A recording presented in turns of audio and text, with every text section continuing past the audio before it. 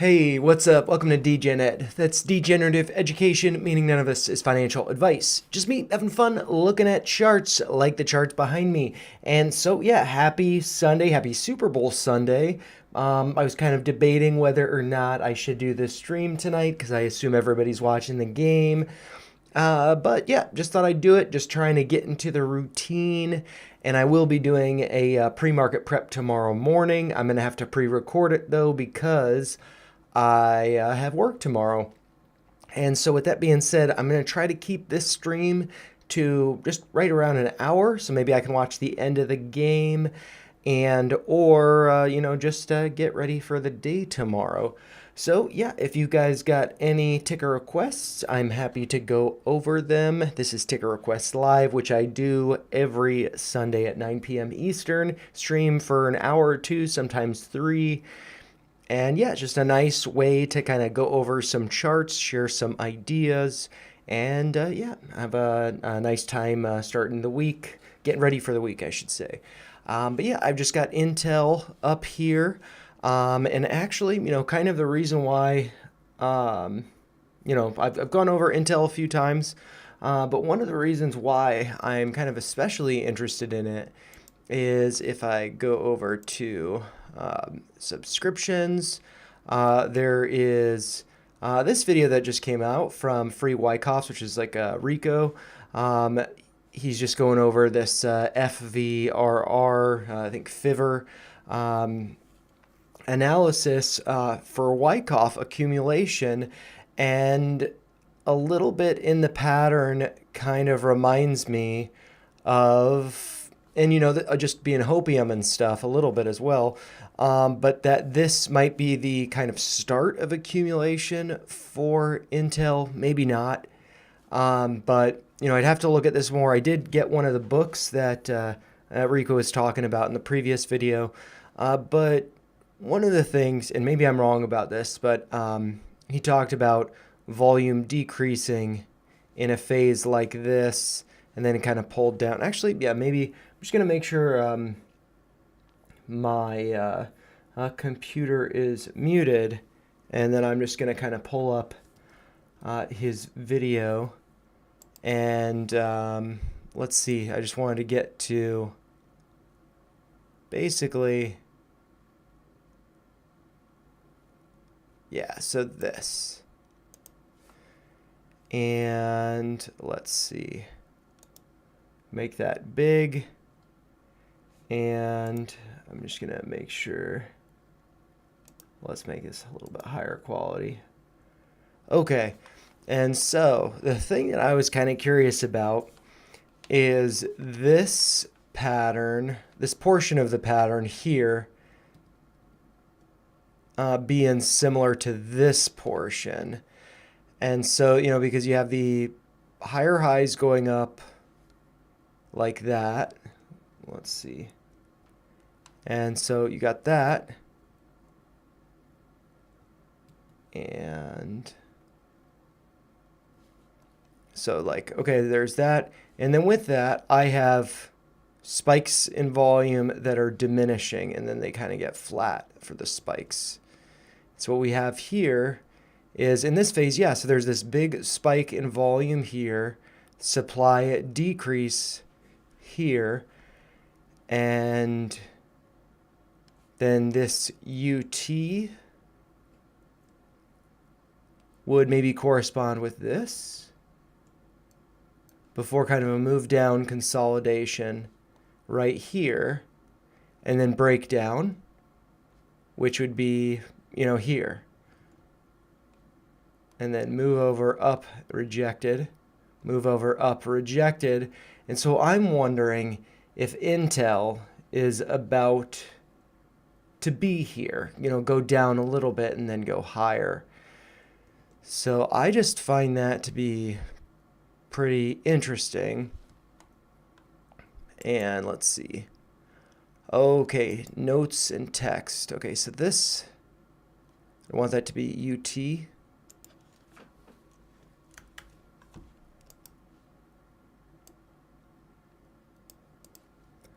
All right. And so that would make me think this is another I don't know what UT stands for, but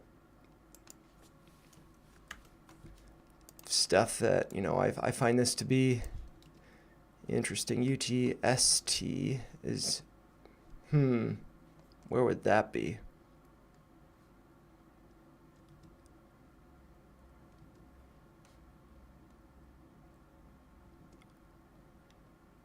Maybe this would actually be right here. No, I don't know.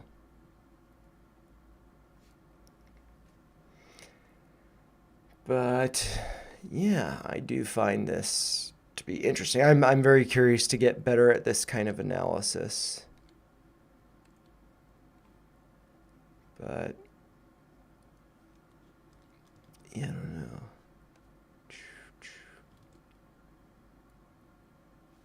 I would think this would be UT, and then, oh wait,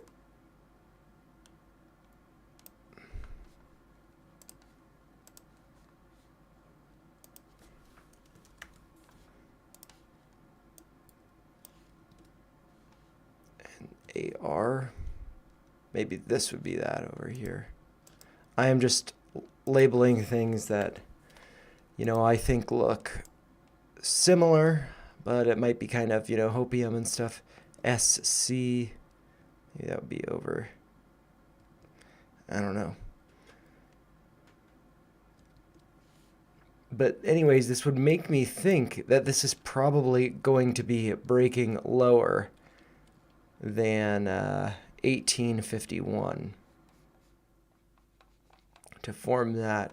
But yeah, anyways, thinking about the volume though, I think that's... What's up, Emerald Drywall? I feel like everybody's probably watching the Super Bowl. Yeah. I just thought I'd do this anyways. And anyway, since you're here, I haven't had any beverages today, but I did make this for the stream. Cheers to you.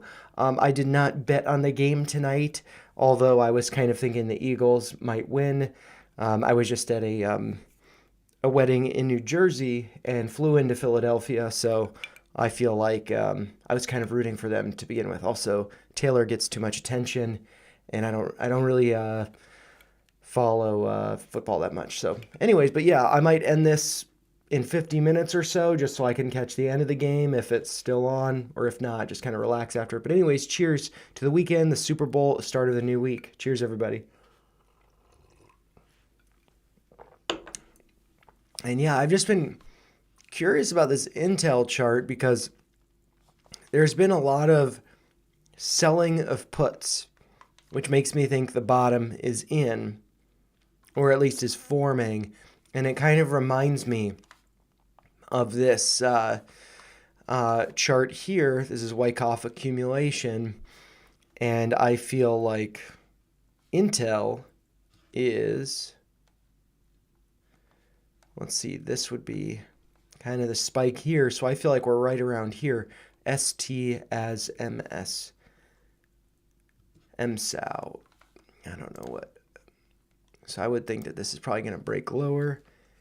MT as MSAO. What was that? Oh, ST as.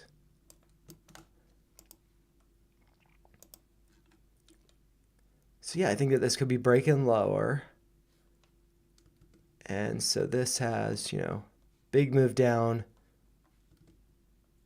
So it could be right around here. So maybe this is further out. But yeah, I have some calls in it, and it's making me think that they're just expiring a little too soon. And this took, let's see, to get from here to over here, that took about a year. And so looking at Intel, this took about 6 months or so. This is August, the beginning of August. So this is like 6 months. And so, yeah, it could be like 6 months more before getting to over here.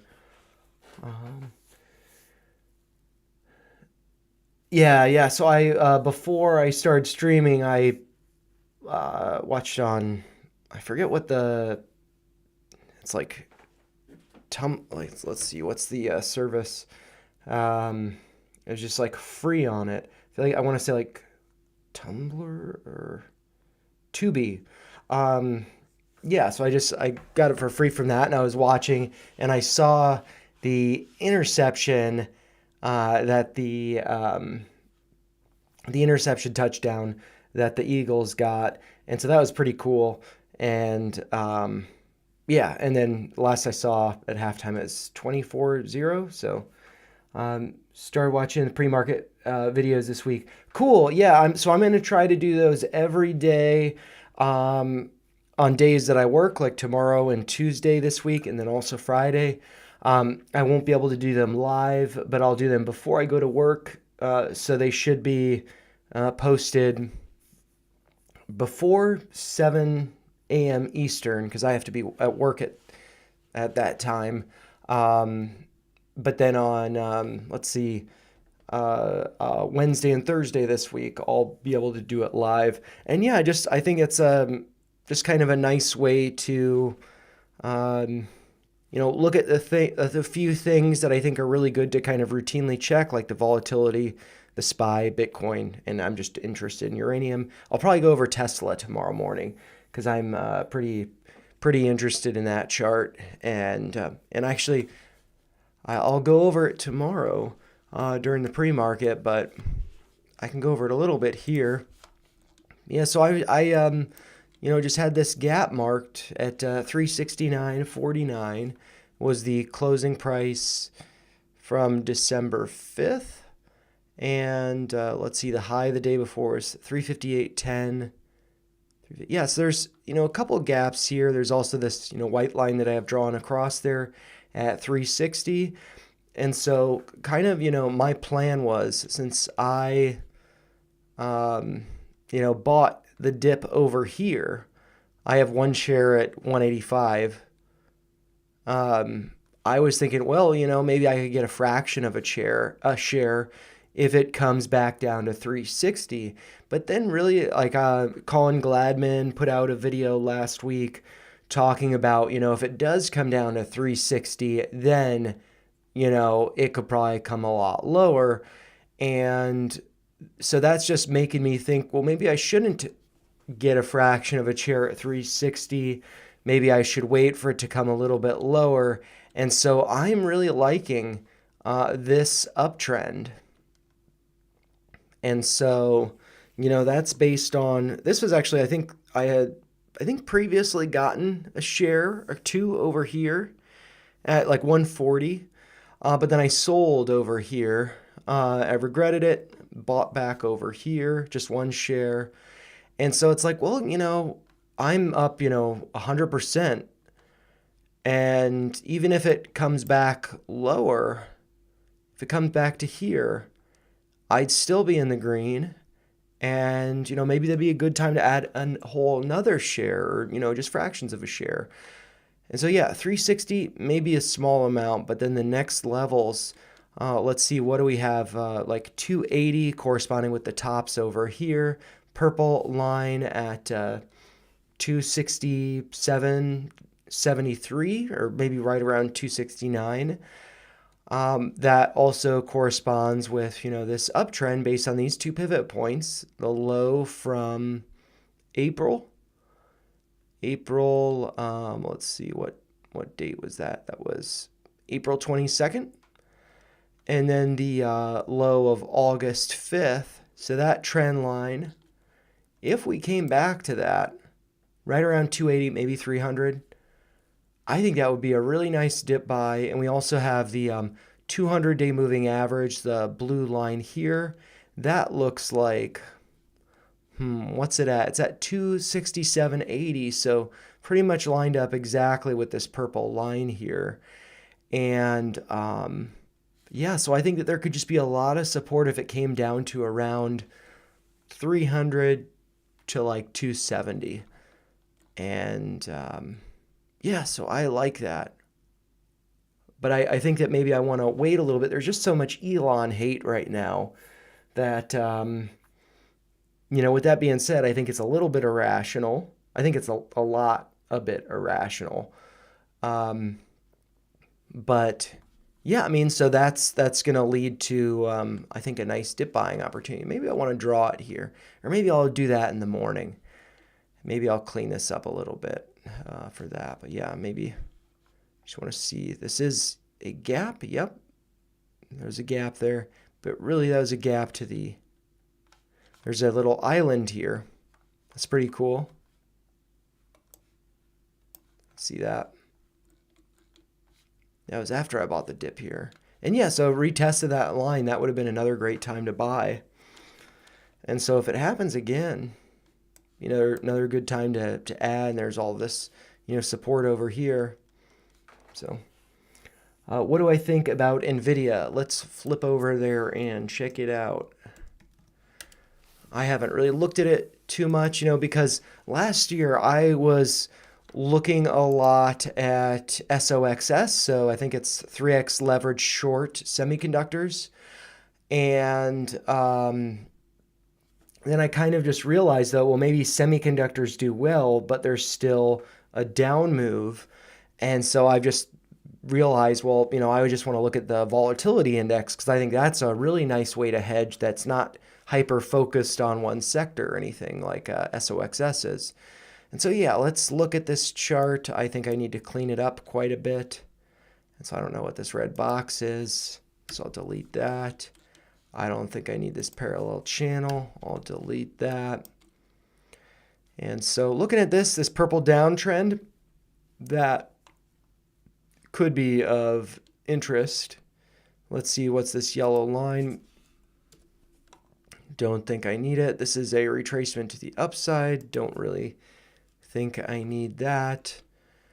And let's do a little Fibonacci retracement from this low over here to the high up here. And so we did retrace to the 618, got a bounce. I have to say that with this, I'm not long or short semiconductors. I do think that the markets, I mean, if you want my perspective on the markets in general, let's see. I would, let's see, check out this video asking Grok about the future.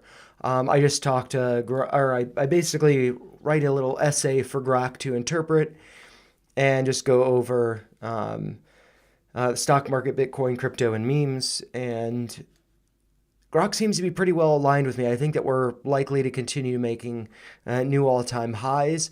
With that being said, I think NVIDIA likely will probably continue to make new highs.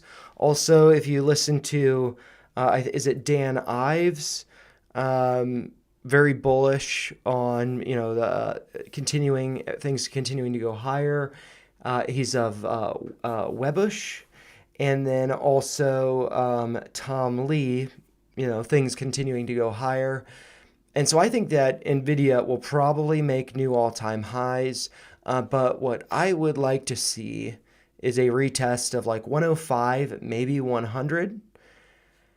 And that would then potentially correspond with this downtrend.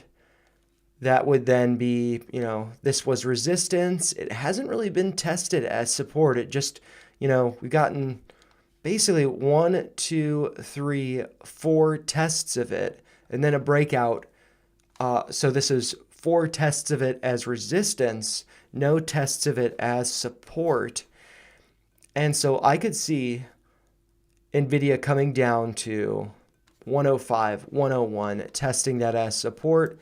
And so effectively, what I could see happening is it going like, maybe it goes a little bit higher, maybe it doesn't, I'm not really sure, but then rolls over, hits that,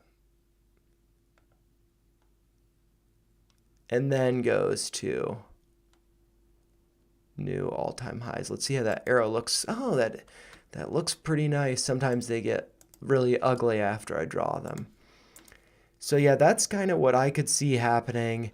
And with that, I didn't necessarily draw the top here with this in mind, but if I do draw a trend line just from like the tops over here, got some wicks above, or candles above really, but that does look like a nice little level of resistance there. And so I could see this going up, but then pulling back down to that 786 and the purple downtrend.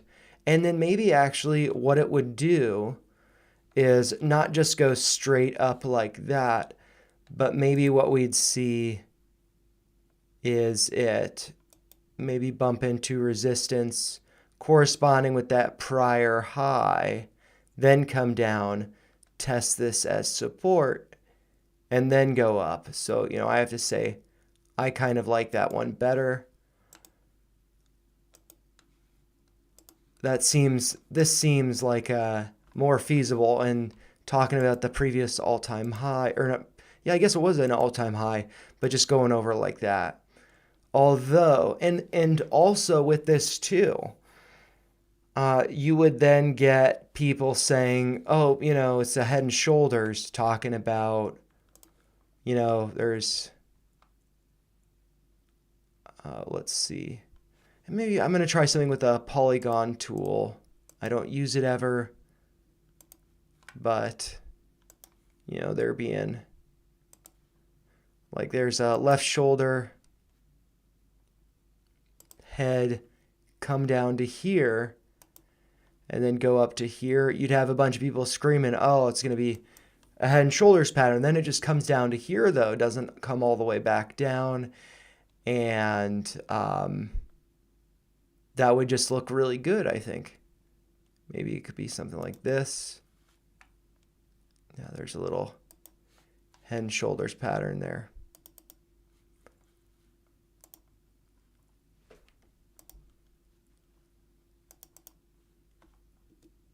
I kind of frustrated because I wanted that to stick. And then, yeah, up there.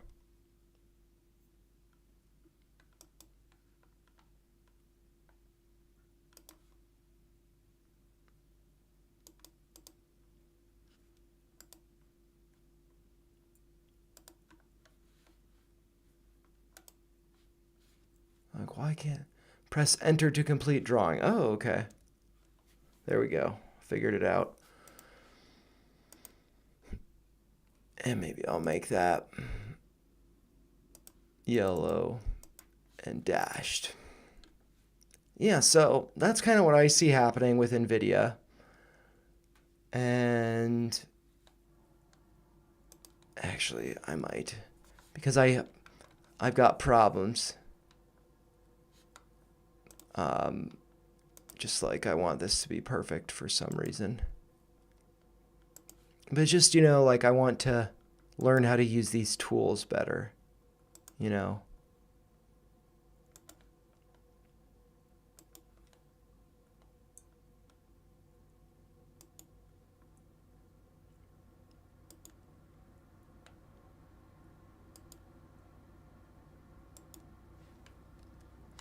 All right, so let's do it like this. Oh, maybe I want to make that a little bit thicker.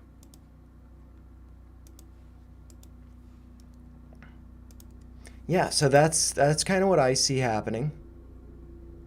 I think that looks really good. And then everybody would be screaming, Head and Shoulders pattern, it's going lower when it's coming down here, but then there's support that's found. That's just kind of approximate. But yeah, I think that looks super good. So maybe it's at 170 later this year. That would be in August, end of August.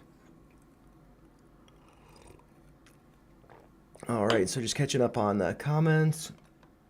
Tom Lee calling for a 70K Bitcoin. Yeah, he's not the only one. And I think that it's important to recognize that I feel like 70K could be 79K. I've made the mistake with waiting for Bitcoin to come down to a very specific level, and it was just a few thousand above it. And, I missed out because of it. It's kind of an unfortunate story, but that's part of it. Learned some good lessons from it. And I think I have better practice, better risk management following that. But yeah, with Bitcoin, I maybe pull up the chart. BTC, which I'll go over in the morning as well. This is BTC Grayscale. I don't want that. I'm like, why aren't there drawings on this? Yeah, so we do have, I had drawn a line corresponding with the level right around here. Maybe it was here. I think this is the 7th Friday. So yeah, I mean, we're below the CME gap around 95 or 96, somewhere around 96,000. So I think that starting next week, this will be going higher. But yeah, I mean, I think that this could be coming down, maybe not to exactly 70,000. Right around 72,000 is the 618. Got the shaded region, which would be going to like 74. Maybe it doesn't get to this prior high. Maybe it stops at like 78 or 79, 50% retracement. So yeah, I mean, I think that Bitcoin's going to end the year much higher, but between now and the end of the year, we could be seeing some pullback. So I think it's good to be ready for either scenario, but I think that generally this year, the year after the halving, Bitcoin and other cryptos tend to perform pretty well. So that's kind of what I'm expecting. But if it does come down this low, I would just be happy to be getting more down there, to be honest. But that doesn't mean I'm not going to still be getting some up here. So, and 101 to 105 would be great. Shorting it since Friday it closed, and you're talking about NVIDIA there. Yeah, so I don't know for, shorter time frame. I don't know if this could keep going. It does look like it's going to have a lot of resistance up towards like 135, really $5 above current price. Because getting into the, is that the 21-day moving average is at 131.50. And then the 50-day moving average is at 135.20. And so with those two levels and this, kind of a doodle of a downtrend, the light blue line there, and also this prior high up here at like 140, 141, I think that it could definitely be getting into some resistance there. So yeah, it might like bigger picture pattern with lots of wiggles in between. Yes, I mean, it could go up for another week, maybe two. But I think that coming down to 105 to 100, it definitely would be a nice dip buy. And, so just from looking at the chart, that's what I'm seeing. But I do recall hearing some people talking about, maybe it was on X, maybe it was in a YouTube video, I'm not sure, but talking about NVIDIA potentially coming down to 100. So, yeah, and that could perhaps correspond with Bitcoin being notably lower in the 80s or 70s. So, yeah, that would be like the end of March. So a month and a half from now, NVIDIA, maybe Bitcoin, could be in some nice discount zone. And so, do I think NVIDIA will fill the gap then? Where's the gap? Oh, this gap to the upside? Most definitely. I think it will fill the gap this year sometime. Like, I think it will make new all-time highs because, like, the kind of the argument that I was making in the Grok video is that if you have, like, you can just look back at NVIDIA and, like, all throughout this time, it's like, oh, well, it's going to be pulling back because it just keeps bumping into some uptrend. There's uptrend into resistance.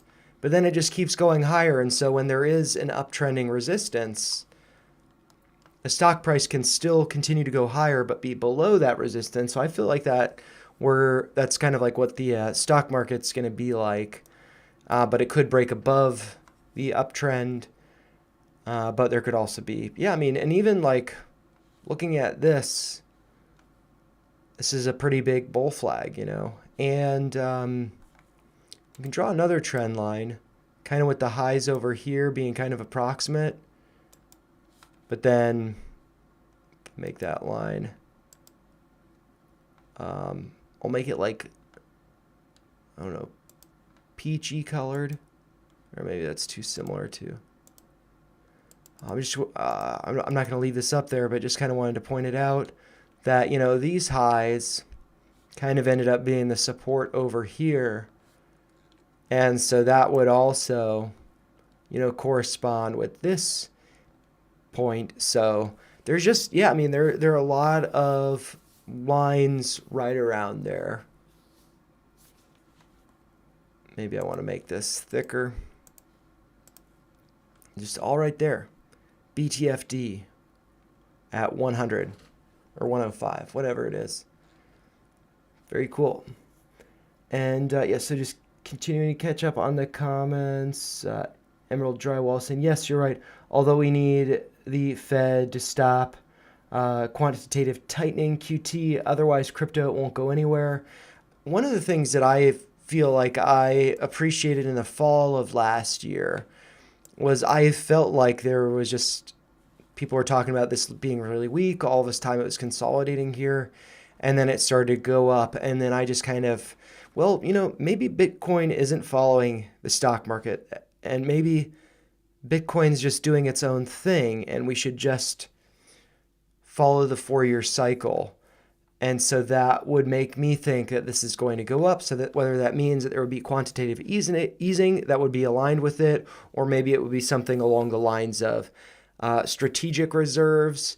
And one of the things I think is really interesting about the Bitcoin strategic reserve is everybody's like focused on the US as a country having a Bitcoin strategic reserve. But there are so many states now that have bills, legislation to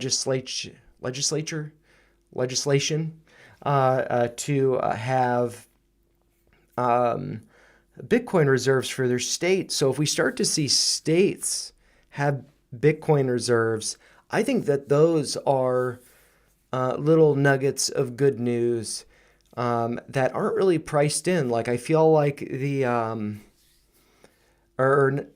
expectation is the U.S. Bitcoin reserve. And so if that doesn't happen, it would be a letdown. But once it does happen, go higher. But once states, I feel like we start to hear about multiple states having Bitcoin reserves. I think that would be good. It could be sending it higher. So, yeah, I think that there's a lot of good stuff. And also, too, I mean, it's like this is, bull flag over here. It's what we're forming again over here. People could say, oh, well, it's double top here. Also has higher high, whereas RSI is lower lows or lower highs. So it's bearish divergence. And so, yeah, maybe we do see dips down to here. And I think that would be excellent. So maybe in April, March to April, testing the downtrend here. I think that would be awesome. More time to accumulate. And WS, what's up? Yeah, it has been a while. Held PLTR to 100. Congrats. I unfortunately did not. I had just one share at 69, and because of the tariff stuff over the weekend, I was just thinking, oh man, well, it could be coming down to 69, and I'd rather not. I don't need to be spread so thin. Like Tesla is my never gonna sell it because I bought it at a technical bounce. Palantir I bought at 69 at just kind of a dumb level. I should have thought a little bit more about it. If I would have got it like 65, I think I'd feel better about holding it. But yeah, up to 110. Congrats. I had an alert down here at like 45 thinking, oh, well, if it goes down to 45, then I'd add more and then lower my average because, one share at 69, add more at 45. I don't know that that's going to happen anymore. And so what I adjusted my alert from 45 to 65, not necessarily thinking that it's going to come down there right away or anytime soon or ever. But yeah, I mean, that's just for me coming over to here.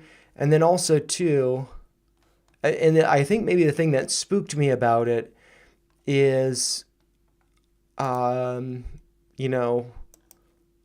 we had, going up here, coming down, and then had put in a slightly higher high over here. And so I was worried, well, if it comes down and bounces, then that's going to be forming potentially a head and shoulders pattern. And, my average would be lower than that. And then it could come down to 45. And so I don't, I anticipated something that didn't happen. And I was wrong about it. And that's too bad. Something similar could still happen, though.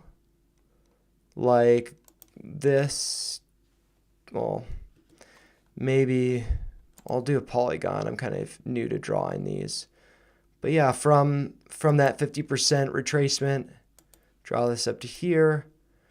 Does look like it could be putting in a top. Comes back down here. And then, so maybe that. I don't think that is going to happen. But if it did, I'd be happy about that. Kind of ugly light purple. But yeah, so, I mean, if I remove my drawings there, what we can see, this does look like it could be a top. Because this big candle move here, going up almost 10% on Thursday. And then on Friday, volume did increase. So that's good that volume was progressively increasing here. But it did close lower than the previous day, and it put in this big wick to the top side. So that is, an inverse hammer, and that whether at the top or at the bottom, it's potentially a reversal signal. And with this high being higher than the high over here, the volume is lower. And so that does make me think it could be putting in a top. And that's not to say that I think people should sell or that anybody should do anything other than what they want to do. But yeah, I feel like this pattern could happen. This is also, let's see, the MACD is very green.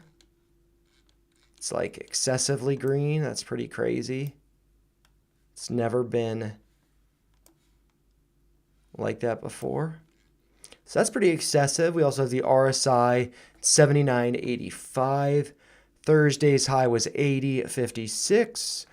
And so it could be putting in, top here, talking about bearish divergence. Maybe it's not anything too serious. We do have, higher highs in the stock price here. And let's see, the RSI, it's still the high over here was 84.47. And so it's been kind of flat, a little bit negative over here, though, from this high that was, higher, this higher highs here with the RSI that's going higher highs. So there's no real bearish divergence there. But yeah, I mean, I think that, like, if I was still holding my share, like right now, I'd probably sell it. But I sold my share at like 73 or 75 or something. So Yeah, but everybody's crazy about Palantir right now. And yeah, I mean, I do have, this is pretty cool, this parallel channel. Have that drawn there. We were trading within that for quite some time, you know. Let's see if I can get it. This whole time frame. So like entered it August of 2022, exited it in September of 2024, and then really kind of took off. And so yeah, I mean, coming back down to not only fill that gap at 41.41, but that would also be coming back to this parallel channel. And if this were to happen, like this measured move there, let's see, let's just get the measurement. So if I were to come down to that halfway point, that would be, yeah, lower than that. But what we can do instead is maybe do a Fibonacci extension going from the high of Friday down to this 50% retracement and then up to this level around here, around 84 bucks. The 100% retracement, so that would be like a measured move, the same distance from here to here, except going from here to down here. That would be going down to like 31 bucks, 32 bucks. That would be the base of the parallel there. So yeah, I mean, I don't necessarily see that happening, but it could be. I'm just making these lines all super thick, because why not? Maybe I want to make that yellow.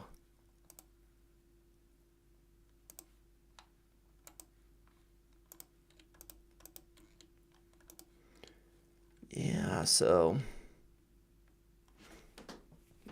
I don't think that's going to happen, but I'm doodling it up there anyways for fun. But yeah. Yeah, and then maybe what I could do is, you know, do another retracement from this point, though. Just kind of curious. I was wondering if like the 618 correspond with the top there, but it doesn't. Or the armpit there. But yeah, cool. It's a neat chart. I wish I was still holding it. Oh well. Palantir average cost at $7.25. Congrats, dude. That, yeah, I mean, in your boat, that, like, I feel like that's kind of like a very small position that I have in Tesla, which is one share. My average is at 185. I feel like that's, you know, I'm never going to sell that because I bought so low. And so you bought, dang, back over here. Yeah, so that's from 725 right around where that is up to where it's at now. You're up 1,400%. So very nice. Congrats with that. That's beautiful. And if it does even come down to here, you would still be up. I'll just do another one. You know, 450%. So yeah, there's no need to sell that ever. Nice work. I'm a wee bit jealous. Not really though. I mean, you know, everybody's different. And yeah, so cheers to you. That's super impressive. It's a long hold. I actually didn't even check. Let's see. How long of a hold is that? What's this time frame? That is over the course of about 2 years. Nice. That's long-term capital gains. So it's like 10% or something, 13%. I forget what it is, but yeah, so very nice. And I see that there are a couple people watching still. And if you guys have any requests, I'll probably be tuning out in about 15 minutes just to see if I can catch the end of the game or just relax a little bit before work tomorrow. And yeah. So this is a nice chart. I might pull up BlackBerry. I think BlackBerry is a really beautiful chart. I feel I had some calls, $5 strike calls that expire, I think, in June. And I'm sure that they would have lost some value. And here the premium would have gone down. Very boring consolidation. But yeah, this is just a really beautiful chart. Yeah, I wonder though, like this is a 21-day moving average. I wonder, yeah, what kind of retracement could this do? Let's think about that.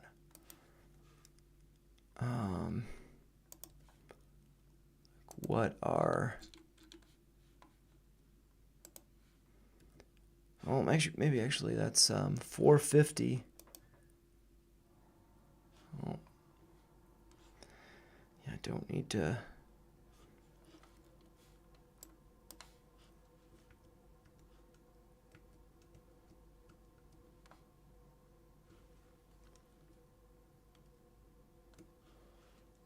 Let's see. I was curious to look at what the 2618 is for this. It's at 565. So yeah, maybe I want to remove some of those levels just to clean it up a little bit. And that's just approximate. This is from there. $5, I think I kind of want to keep that on there. This 450, yeah, maybe retrace to it. But yeah, so let's think about, let's see this.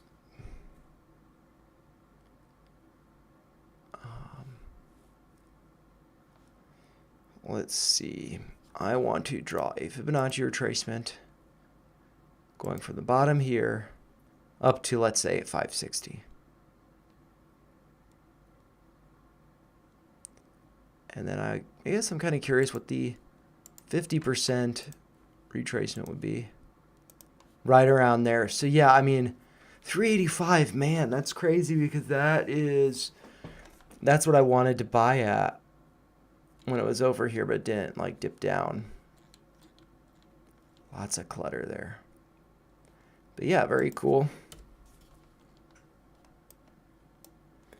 And so Emerald's got to go. Gonna try to follow your work more often. Yeah, cheers, no problem. And could I go over the DXY and 10-year, please? I'll watch the replay. Yeah, well, I can do it for pre-market prep. So I'll just pull up that list, and I'll put up the DXY. Let's see, dollar index. So I can do that because that was requested. And then also the 10-year yield. And so let's search up here. 10-year yield. I don't know if I'm spelling yield correctly.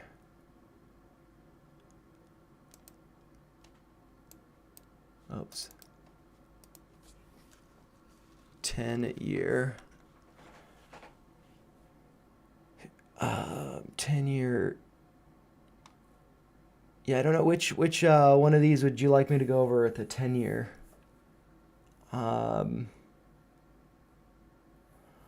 suppose. Yeah, WS, take care. Have a good night. Wish the kids good night, and yeah, happy Sunday evening, happy Monday start to the week. Cheers. And so, ILTB,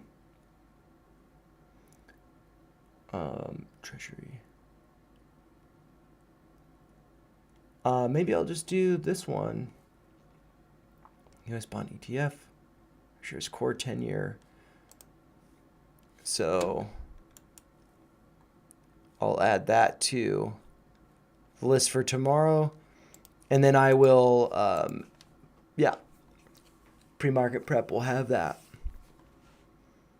And it'll probably not be too long of a video because I have work in the morning. And so, yeah, I'll go over those then. I guess I could, take a peek at them right now just to kind of familiarize myself a little bit more with them. This, yeah. For stuff like this, I'd encourage checking out Gareth Soloway's game plan. So maybe I'll just mention that when I go over this tomorrow. Because I am not really the best at knowing how to interpret something like this. But yeah, this could be coming down to the tops over here. But yeah, I'll draw that in the morning. And the other one was the ILTB. And so, yeah, I mean, this looks like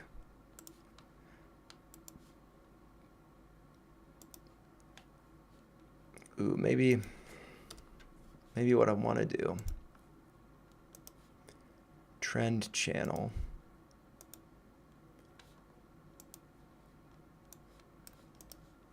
So that looks like it could be a bull flag to be breaking out. We also have, I don't know, let's see. Yeah. So this looks like it could be breaking out. And so if this were to, maybe go like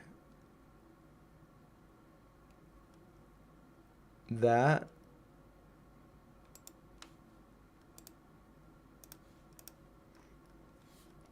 That would make me think that the DXY would do kind of the opposite.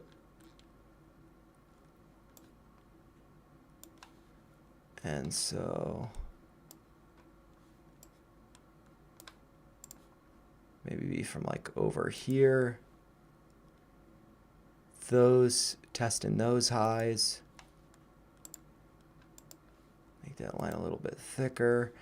And we can do a Fibonacci retracement.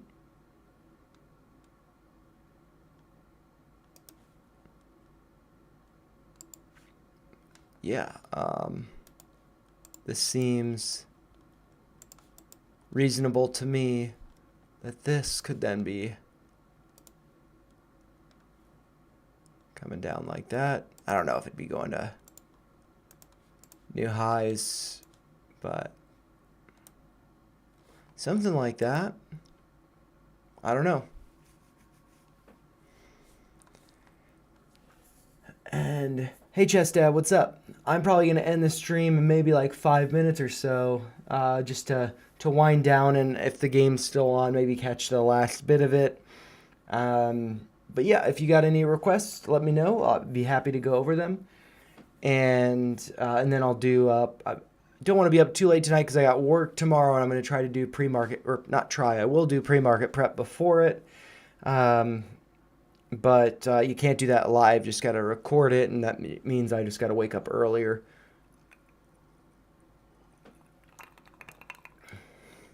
But yeah, if there's a ticker you want me to go over, I'm happy to.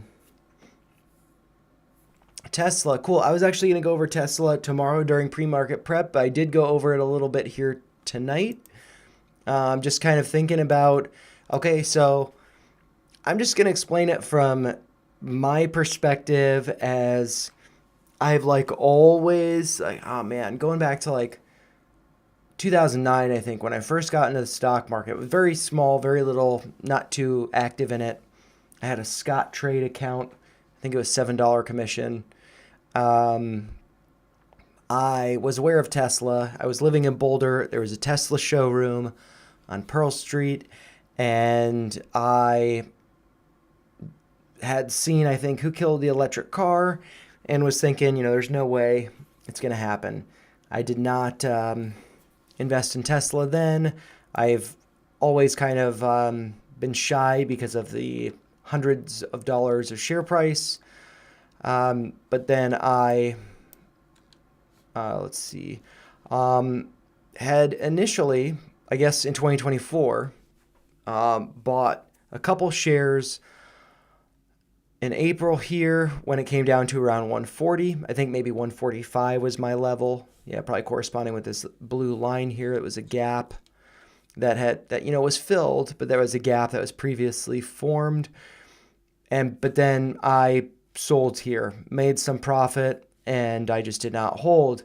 But then it just goes up here and it's like, man, I want to get at least one share. And so if it comes down to this level, which I did not have, it wasn't just magic there. I think there was, I'm not sure exactly. It was probably a Fibonacci retracement. So let's see. Yeah. So I guess I'm just going to give a little bit of history on my experience with Tesla. So it's probably the 786. No, it was a 618 at 189. I got at 185. So yeah, there's a nice little retracement there.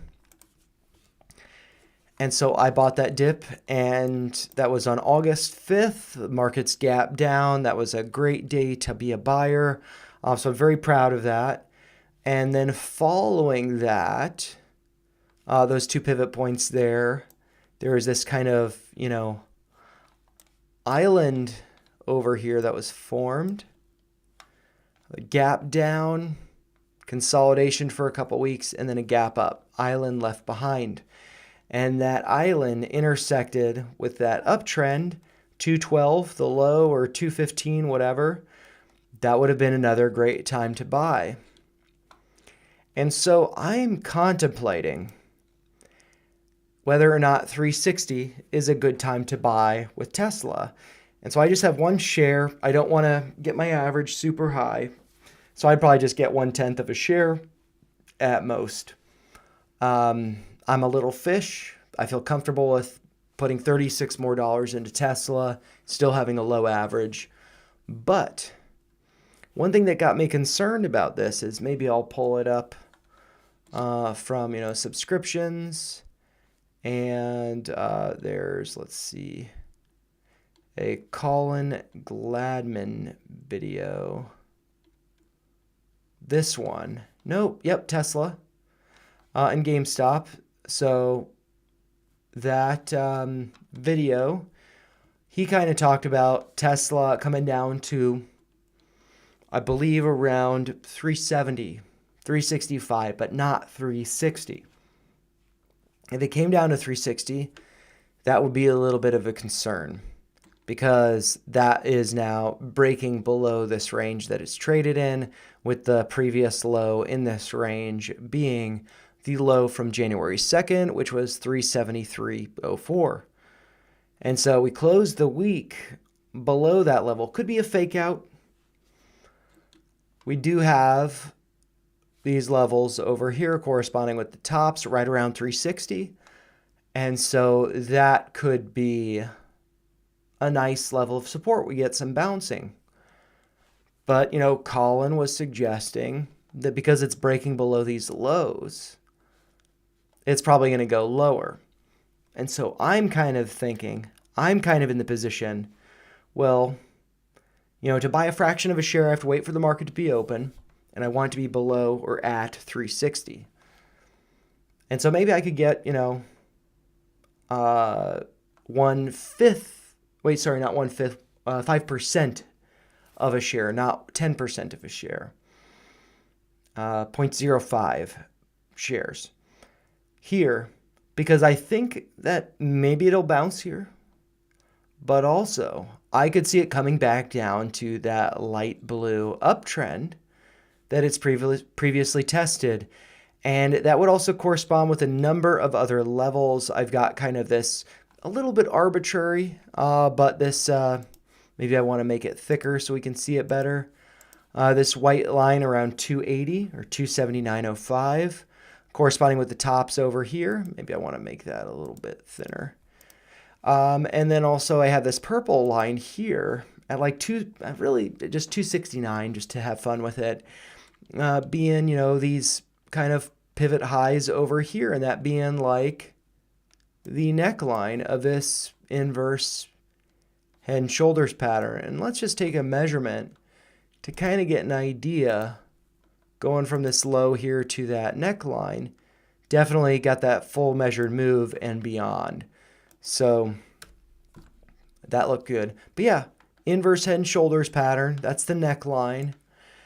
And that also both of those levels, kind of that range from like 270 to 280, that range also corresponds very nicely with this blue line that you might be able to see there. That is the 200-day moving average, which looks like it's at $267.80. And so you've just got like a confluence of levels here. And so I just feel like that seems like a pretty good level to return to. Maybe I do a Fibonacci retracement from this low from around 130 up to this high. We see the 618 right around there. Let's see. So that's, I'm gonna make that a little bit thicker and I'll make it yellow. So yeah, we've just got all of these levels right in here around 280, maybe 300 to 280. And so I feel like, maybe I want to get 0.05 shares at around 360 because maybe it bounces. But then, I'd be down to get 1/10 of a share around here, or maybe more than that around here, because this level has been support. I think it could be happening again. I don't think there'd be much risk of my position going negative. So that's kind of my thoughts on Tesla. I feel like it could, really, I guess there are two scenarios. One is it could bounce from where it's at, maybe go to new all-time highs, or it could come down to here and then go like that. So yeah, those are kind of like the two scenarios that I'm thinking. Hey, Nameless, what's up? Okay, so, and Justin as well. So I'm getting some requests. I'm going to try to end this stream soon just because I don't want to be up too late. I kind of want to catch a little bit the end of the game if it's still going on and really just wind down before bed because I'm going to do pre-market prep in the morning. But hey, Justin, what's up? I am doing well. I hope you are doing well as well. And any new thoughts on Tilray? I will definitely check it out. $1, just insane in my eyes, been stocking up. Yeah, so that I was actually, I think because, is it Canopy Growth Corporation? I think they just had earnings recently. And so I was looking at the cannabis stocks just out of curiosity. But yeah, I think for me, I've just kind of, I just put out a clip from the options thesis video on ChargePoint. And that's one where it's just like I've been kind of, buying as it's been fading, similar to like Tilray, but I don't have a position in Tilray anymore. And it just kind of recognized, well, it's like a little too like ChargePoint's a little too speculative. It's just like, I don't need to, be in all these things. Like if it's like the bottom's not clear, then, it might be making new lows. So yeah, I mean, with Tilray, Nameless, I did see your comment about 9, so I guess I'll add that up here, and so I won't forget that. But then might be my last one. And Chesta was asking, do I incorporate any sort of fundamental analysis into your stock picks or technical analysis? I feel like I'm getting more into usually using unusual whales, so that fundamentals related to options maybe, but then also just like with stuff like Tesla, I feel like everybody refers to it as a car company. It's so much more than that. I happen to work in a factory. I think that Optimus will be taking my job in a couple of years, which is fine because I don't plan to be working there in a couple of years. Yeah, I think that there's a lot of disruption happening like with a company like that, and I don't think it's all priced in. Some companies I do that, some stocks I do that, but generally if it's like something that's requested, I don't have time to get into it. With Tilray, with any of the cannabis stock companies, I feel like, yeah, I don't know. I think when it was, I think maybe around these earnings, or maybe it was the earnings over here, I had some calls and I kind of like tracked them, but then it just kept going lower. Lost money on that, but no big deal. And then I drew this, falling wedge. But then, we get a break below it, bounce up, effectively a retest of it, break below, then a breakout. This is looking, maybe this is a bull flag, maybe there's some hope there. And then it breaks back below and it's down, below both of these downtrends. And so, yeah, I mean, like a charge point is in worse shape than Tilray right now as far as share price goes. It's 82 cents right now. Tilray around $1. Let's see. Yeah, I mean, I don't know. I mean, because this is just continuing to put in like lower lows, so it hasn't really broken that trend. Also, lower highs. And yeah, I mean, there was just like this wick above. It's just, getting rejected here. And so, yeah, I guess like what would be good is to see closes above some of these highs. So like if it could get a close above the high from Wednesday, which is $1.20. Yeah, that would be a good sign. If they could get a close above that. But until then, it's just, I mean, I could probably just, I don't know. Maybe I'll just make the lines thinner.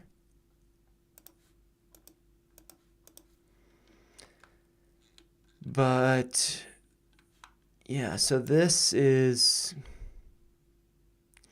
yeah, I don't know, because I think that like stocks tend to, when they go to one, they tend to go lower than one, so they have to then do a reverse split to keep them above one. So, yeah, I don't know, like, yeah, I mean, like for me, I've been intrigued by and have traded Tilray in the past, but then it's just like I don't know where the bottom is. And yeah, let's see, maybe on the weekly I can maybe draw a trend line. I don't know.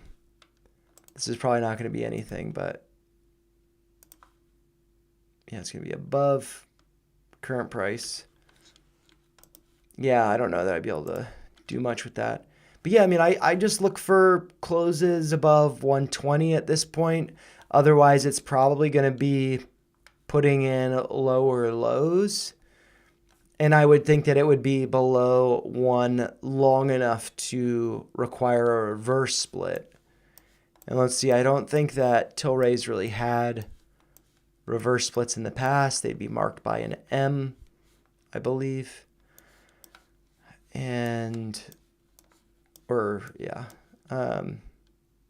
So yeah, I'd be cautious of this continuing to go lower. And let's see, I just want to try to think of, maybe there's a trend line here. So going from the lows over here, getting some intersections to the lows over there. Yeah, so maybe there's something with that trend line. And yeah, I mean, it looks like we kind of got rejected from that already. So trading below that trend line even. And yeah, so I think it's just, I just brace for the possibility, and I would say the likelihood of this continuing to hit lower lows. But I'd look for, yes, definitely a close above 120. So hopefully that's helpful. I know it's not the best news or perspective, but that's just what I see in it. And yeah, I mean, I'm trying to, like, ones that I've like kind of accumulated long term, like charge point, I've recognized, well, maybe it's one that I should maybe consider getting out of at some point. Okay, so this is cool. So this looks like I need to clean this up. And what are all these levels? Yeah, I've got way too much drawn up here. I'm just going to delete everything. I'm going to start fresh. Hope that's all right. But yeah, I mean, this is kind of looking like like this is like some like what you want to see in something like Tilray, because it's just like this is putting in, you know, lower lows. So if I just draw, kind of connecting these lows, and then still lower, and then again still lower. Oops, doesn't matter. But yeah, so it's just like it's been hitting lower lows for a long time. But now what's it doing? This has been a shift in the regime. Maybe this could come back down to test this. I could see it as being at support now. I mean, there was a little bit of a fake out here, but it did kind of consolidate above that here. So I think that actually looks not so bad. And what we have, so there's been, as this has, yeah, this is something I'm trying to get better at. I'm going to start looking at Wyckoff analysis more. But what we see is like volume is like nothing as it's just like fading. And then we start to see, you know, really like come from over here.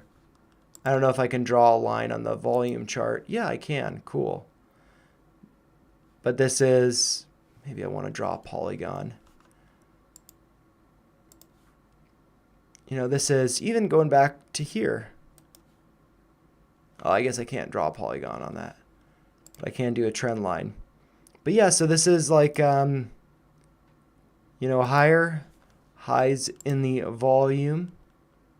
Volume's increasing. And yeah, I mean, this did get rejected following that, did kind of fade. But yeah, I mean, I think that this looks pretty good.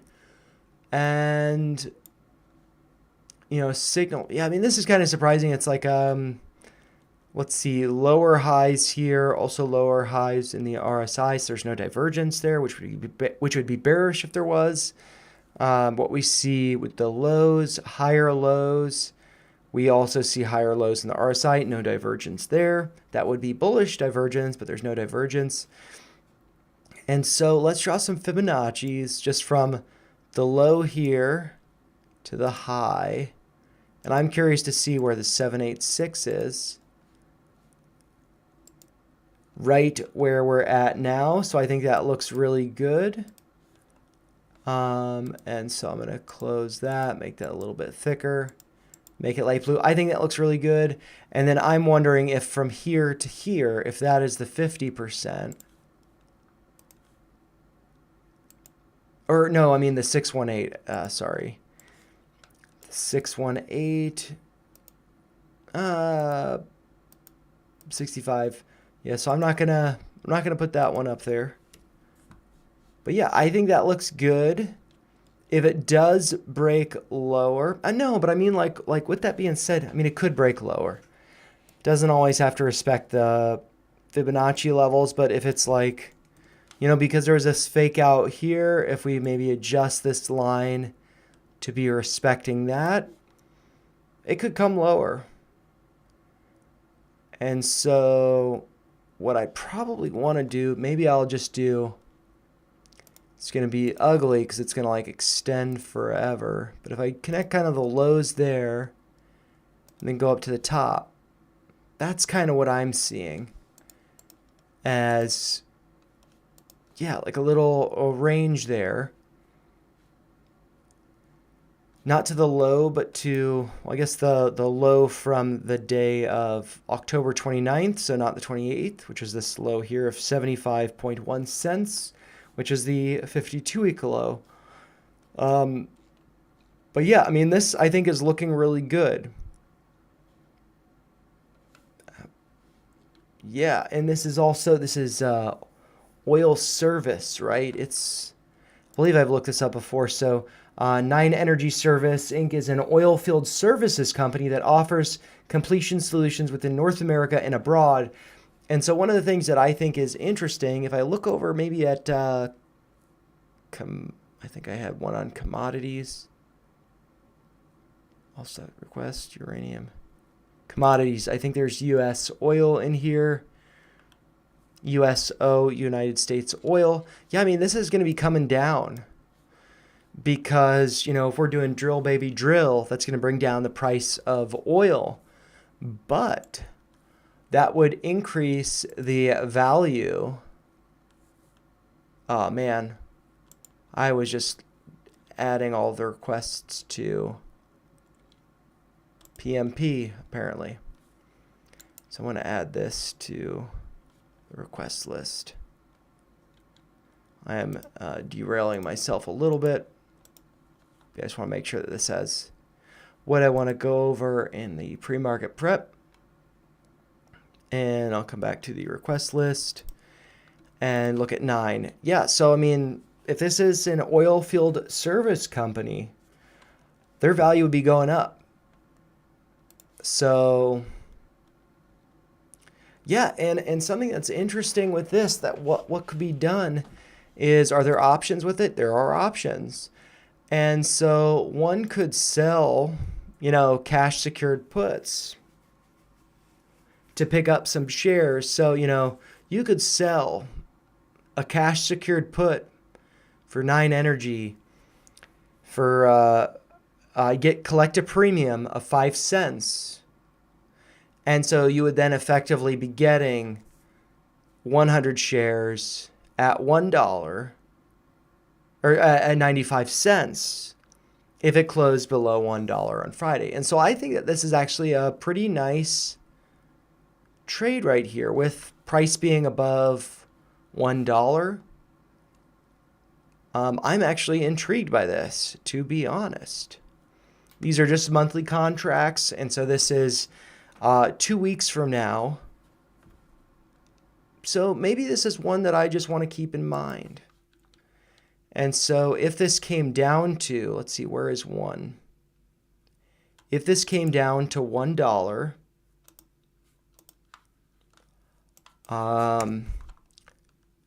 I might want to consider selling a cash secured put. And so if it does come down to $1, I will put a note here that says, alerted by a $1 cash secured put. And so that would be,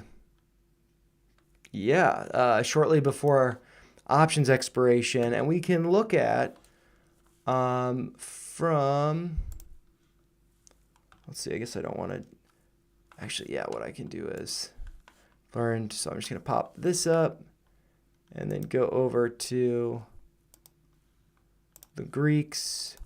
And I want to look up 9 Energy. Imagine the max. It's actually $1.50.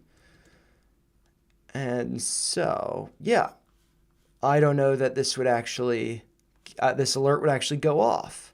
But if it did, then it's like, then get that put to collect the premium, which is only $5, but it's something. And so, I think it looks like it's changed. It's no longer putting in lower lows, although maybe you could have made the argument over here. But so I mean, that's why, I'd be patient, wait for this $1 alert to go off. Getting more shares could be a nice way to I need to edit this text actually. Sell a cash secured put, not buy. So be selling a put that's long. That's saying if it closes below $1, I'll buy 100 shares. If it closes above $1, I just collect that premium. And so, that's pretty intriguing. So, I mean, hopefully that was helpful. Let's see. Justin, no problem. Glad you appreciate it. and have a great evening. And Nameless, can I glance at PAGS and Path? I can definitely do that real quick, but then I'm definitely going to be going to bed after that. Or not going to bed, but closing down the stream. So PAGS, let's see.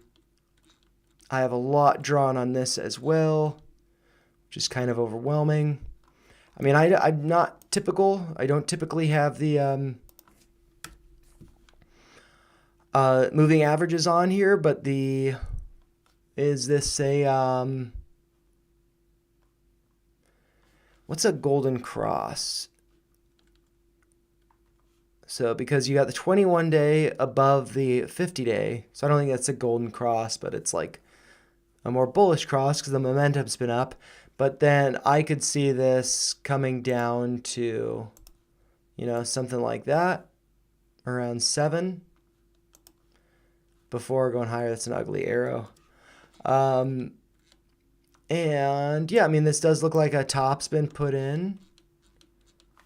What's this? I'm just gonna, okay, so that gap's been filled. Oh, maybe that gap's been filled, so I'm gonna make this a solid line. Okay, so that's a previous low. I'm also wondering if that's like the 50% retracement. So for PAGS, 50% retracement is a little bit above there, 707. This prior low was at 693. So it's like $7 plus or minus 7 cents. If I go a little bit lower to the 618, that's around 684. So I feel like this is probably coming down to around 7, kind of like how I had just drawn the little doodle like this, and then I would hope for it to go higher like that. So that's kind of what I would look for. And then, it's gotten rejected from, okay, clearly that gap was already filled. But then there are a bunch of levels to the upside here. What are... I don't think this is probably useful anymore. This. I don't know that that's useful. But yeah, I mean, we've got this purple uptrend. I don't know how significant that is, but there was definitely a bounce there before it broke lower. And yeah, so I'd say a pullback to around 7 before making an attempt at 825 or so, but I think it'd get into some resistance there, so I'd be cautious around that. But yeah, pullback to around 7. Path. Let's see, we have lower highs, also lower highs with the RSI, no bearish divergence.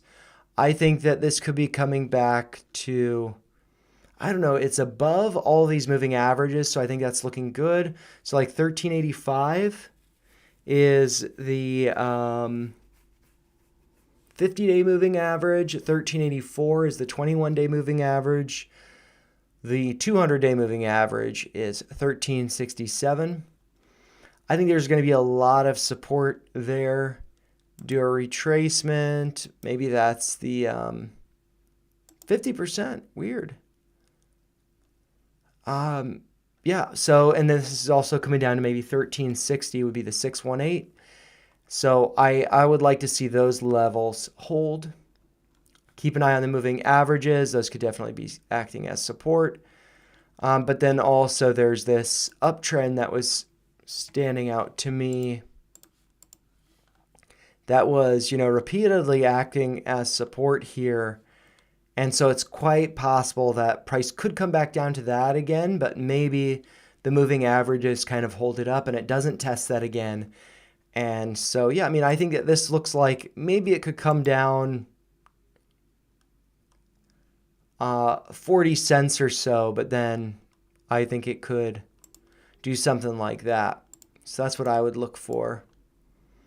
But yeah, I think this one looks pretty good. Both PAGS and Path look good. both potentially with little retracements. I think more so with PAGs than with paths. So yeah, hopefully that's helpful. And then with that being said, all of that, been streaming for about an hour and a half. I'm going to throw this up here because, as always, those are just my thoughts. If you found them helpful, make sure you like the video, share your thoughts in the comments down below, and make sure you subscribe to the channel for more videos and ticker requests lives every Sunday at 9 p.m. Eastern. As far as I can manage, I'll be doing it. And I'll be doing a pre-market prep tomorrow. It'll be released before 7 a.m. Eastern. And yeah, you take care. Nameless. DJT calls for tomorrow's Crisis King is saying. And so I'll just look up DJT real quick before I go to bed. I'm not necessarily going to bed right away. Let's see, I'm just going to remove the drawings. Yeah, I am, let's see. It's putting in higher lows here, so that's good. Overnight, it's up a little bit. But yeah, higher lows, so that is good. But it does look like, kind of, yeah, this looks like it could be forming a wedge. So yeah, that does look pretty good. I had kind of drawn it like this. That's not happening. I'm going to remove this retracement. And so just to throw it up here.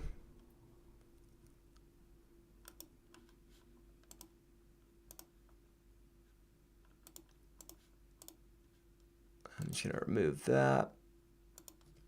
that, and then do kind of the same thing for over here. Thicker. Lock that into place. This one, I'll just do it like that. So yeah, I think that the chart looks good. I think that what could be happening is, maybe another move up to here, but then a rejection. And then following that rejection, maybe it pulls back to find support from the moving averages before a breakout, maybe get rejected from that red line, come back, and then go back to the not all-time highs, but recent highs right around there. So that is what I would look for with it. So yeah, maybe near term, around, a week from now, 2 weeks from now, getting up to around 38 before getting rejected, pulling back to around 34 before the breakout. And then just to kind of, I imagine that's about maybe almost a 50% retracement. Yeah, so that's kind of what I would be looking for. Alan, what's up? I see some more comments. So, okay. Cryptomaniac, you're welcome. Sean, you're welcome. DJT has a lot of news lately. Now they are starting ETFs. I saw. Oh, yeah. So some of that could be, with that volatility around it. But just like bigger picture, aside from any news, I think that this could be forming, this wedge pattern breakout, effectively like a bull flag consolidation breakout. So we'll see about that. And Alan is saying, I'm finding that Truth Social, the best place to get my recent news, especially with Trump. He announces on there before any other platforms, like a couple hours. Yeah, I think a lot of what I see, I spend most of my time on X, and I'll see screenshots of his posts more frequently than I see him actually post on X. So yeah, I think that Truth Social, especially with him as president, and I feel like they're pivoting into crypto and a lot of stuff. And yeah, I think that there's just, it's like social media is becoming the new mainstream media. So, there's not just Fox, MSNBC, CNN, ABC, all the different networks, whatever. There's variety in that legacy media. There's also going to be variety in social media platforms, whether it's Facebook and Instagram, Threads. I don't know that anybody uses that. And then also, which I find funny because Threads was like the alternative to Twitter after Elon Musk bought it. And and so it was like the more liberal, safe space to do Twitter style social media. And then Mark Zuckerberg is now, fully in support of Trump. And so I actually saw somebody posting that they're I don't spend much time on Instagram, but that they're leaving Instagram because it doesn't align with their values, all this stuff. It's like, man, that's like uh, you're only compromising your followers by giving them one less way to follow you. Um, yeah, but people like to virtue signal and stuff. But yeah, like anyways, tangents.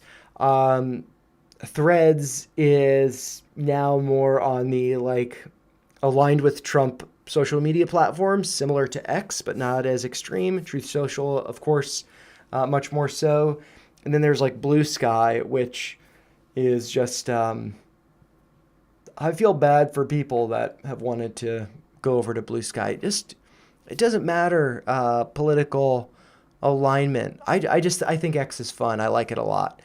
Um, and yeah, but anyways, DJT, I think the chart's looking really good, and I think we could be seeing at 55, if not higher. Maybe this would be corresponding with sometime in April, but it might be kind of a little bit slow getting there. So yeah, keep that in mind. And then yeah, I think that this could be setting up for a really nice 2025. Um, and so, Nameless is saying, am I doing live stream every morning? So the days that I don't work, which right now for this week it rotates the opposite schedule every week. But so this week I'll be live streaming just Wednesday and Thursday. Next week I'll be able to live stream Monday, Tuesday, and Friday for pre-market prep. And so tomorrow I'm not going to be live streaming, but I'll put out a video during pre-market that'll get posted before 7 a.m. Eastern. And so, yeah, and that is just, I'll show you the list that I have for tomorrow, which tends to be like the same kind of stuff. First, really going over the UVIX and the VIX. Then after that, I like to go over the SPY, and because there's pre-market data, and then also the SPX, no pre-market data, but I think that the levels are a little bit better. And then also going over Bitcoin, and I just recently started to go over URA, which is a uranium ETF. Just something that I think would be really good for the U.S. to get more invested in uranium, nuclear, all of that. And then I'll go over some other ones like Tesla, which I did kind of go over tonight, so I may not go over it too much tomorrow morning, especially just before work. And then I got a request for DXY and the 10-year USD. I think Treasury yields. I'm not bond ETF, so maybe this is not what I should be looking at. But yeah, I just have some doodles on there. And so yeah, that's what I'll be starting with tomorrow, and that'll be coming out before 7 a.m. But yeah, I am gonna get signing off here, but I guess to close on a note, how am I doing on the lady situation? No lady right now. I went out with a friend last night who is a lady, but I feel like mutually there's no interest between us. I feel like we drive each other crazy. Dang it. Apple's trying to get me to install an update. And then I was just going to see, I was exchanging with somebody on Bumble. But Bumble's kind of lame, and they're probably lame. So yeah, nothing going on. Yeah, but it is what it is. Not for lack of trying, but yeah, it's always just like, hey, let's grab a cup of coffee. We never do.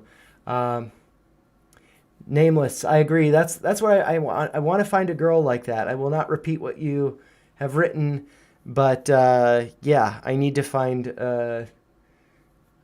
something at some point. But yeah, I don't know. And also, like you were asking about my live stream schedule. A month from now, exactly, I'll be doing like a first, second rotation at work. So 1 week I'll be working basically when the markets open, so I won't be able to do live stream for pre-market prep. And then the following week I'll be basically working when the markets close, so I will be able to do pre-market prep. But then I will have every weekend off, and so that'll just make dating, social life, whatnot a little bit easier. So I look forward to that.